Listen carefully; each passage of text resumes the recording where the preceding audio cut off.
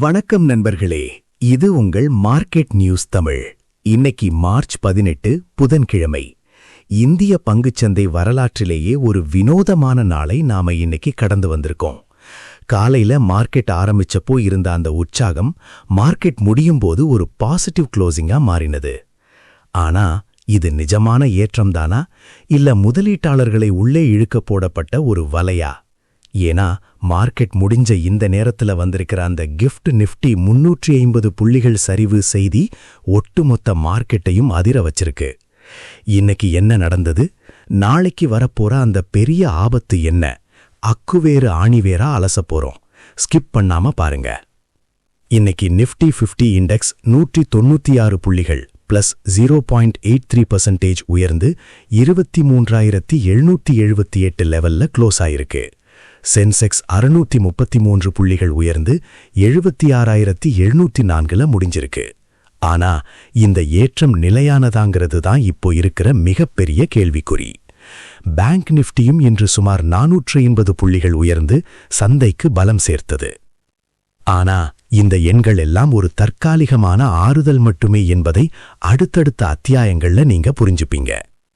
இப்போ நாம பார்க்க போற இந்த டேட்டா ரொம்ப முக்கியமானது. மார்ச் 18 மட்டும் வெளிநாட்டு முதலீட்டாளர்கள் FII சுமார் 14,175 கோடி ரூபாய்க்கு பங்குகளை வித்திருக்காங்க. ஆனா அவங்க வாங்கினது வெறும் 12,338 கோடி ரூபாய் தான்.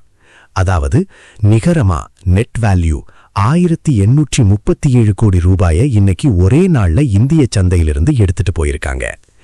நேத்து மார்ச் 17 ஒப்பிடும்போது நேற்று -4,741 கோடி. இன்னைக்கு விற்பனை கொஞ்சம் குறைவா இருந்தாலும் இன்னும் அவங்க செல் மோடுல தான் இருக்காங்க அப்படிங்கிறது தெளிவா தெரியுது. டாலர் மதிப்பு ஏறுறதும் ரூபி வீழ்ச்சியும் தான் இவங்களை இப்படி ஓட வைக்குது. ஒரு பக்கம் FIIக்கள் வித்தாலும் நம்ம ஊர் உள்நாட்டு முதலீட்டாளர்கள் DII சளைக்காம இன்னைக்கு மார்க்கெட்டை தாங்கி பிடிச்சிருக்காங்க. டேட்டாவை பாருங்க. இன்னைக்கு DIIக்கள் சுமார் 14,590 கோடி ரூபாய்க்கு பங்குகளை வாங்கியிருக்காங்க. இது FIIக்கள் வாங்கின மதிப்பை விட அதிகம்.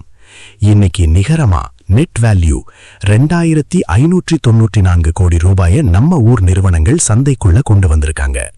நேத்து மார்ச் 17 இவங்க செஞ்ச 5,225 கோடி ரூபாய் முதலீடு தான் இன்னைக்கு காலையில மார்க்கெட் பாசிட்டிவா ஓபன் ஆக மிக முக்கியமான காரணமா அமைஞ்சது.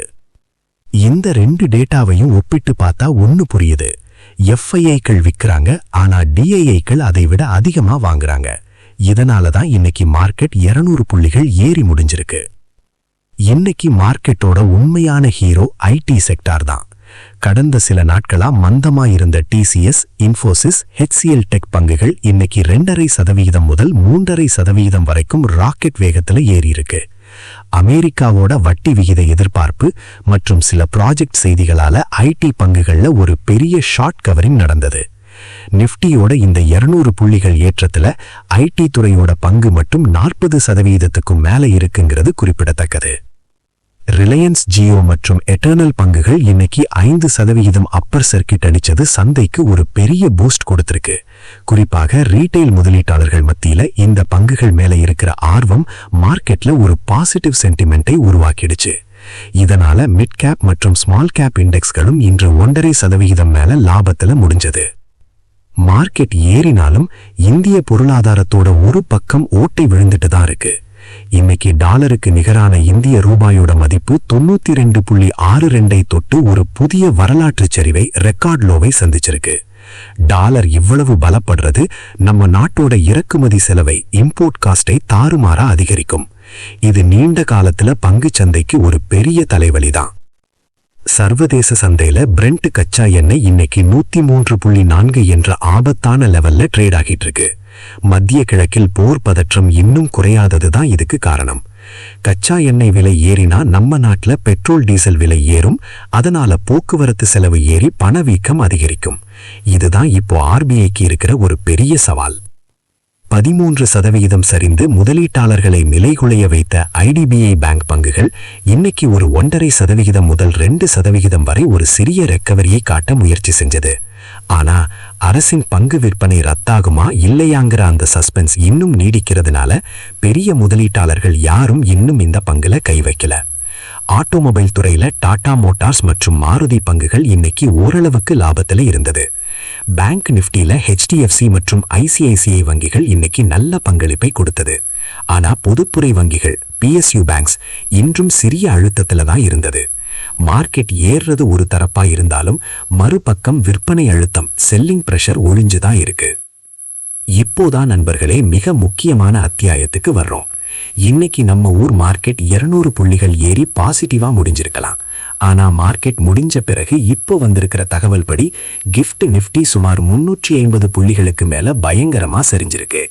இதற்கு என்ன அர்த்தம்னா நாளைக்கு காலையில நம்ம மார்க்கெட் ஒரு மிகப்பெரிய கேப் டவுன் ஓப்பனிங் கொடுக்க 99% வாய்ப்பு இருக்கு. அதாவது இன்னைக்கு கஷ்டப்பட்டு கிடைச்ச லாபம் எல்லாம் நாளைக்கு காலையிலேயே காலியாகிடும் போல இருக்கு. நாளைக்கு ட்ரேடிங் பண்றவங்க ரொம்ப ஜாக்கிரதையா இருக்கணும்.